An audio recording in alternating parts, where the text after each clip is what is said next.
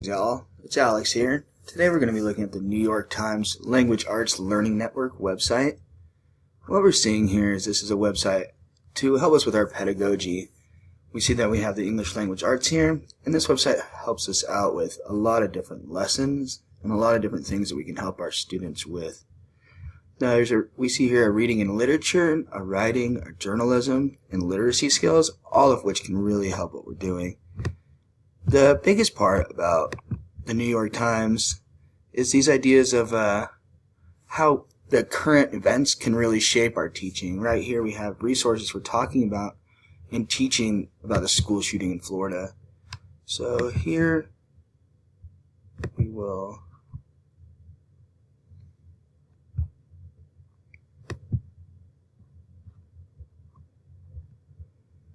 So here we've clicked on the resources for talking and teaching about the school shooting in Florida.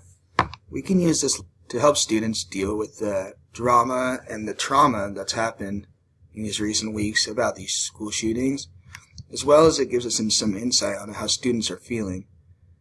So if we scroll down here, you can see that they give us a ton of different information.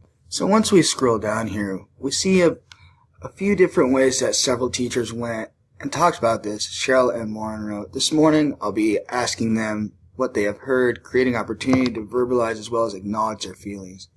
We'll spend some time either writing or drawing as a way to release energy. We'll review lockdown procedure for school.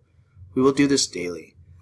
Things like this, these comments are all over this New York Times website, so you can use other people's primary resources as your own, so that they have nothing to fear and that school will continue.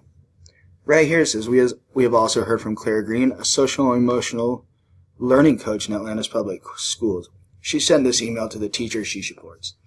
It reads, "I am absolutely heartbroken by the horrific school shooting in Parkland, Florida."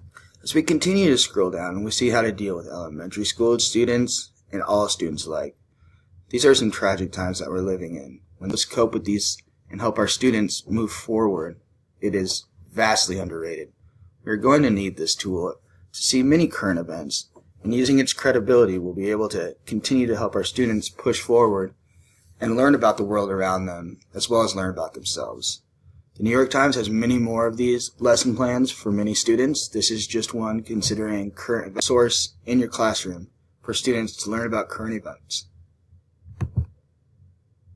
This resource is going to be exponentially helpful for all students alike, for these current events are going to be continuing, and using a resource that is so credible such as the New York Times, it'll be very helpful. So the next time you're thinking about using current events in your next classroom, please visit the New York Times website for learning networks and bring these current events to your students.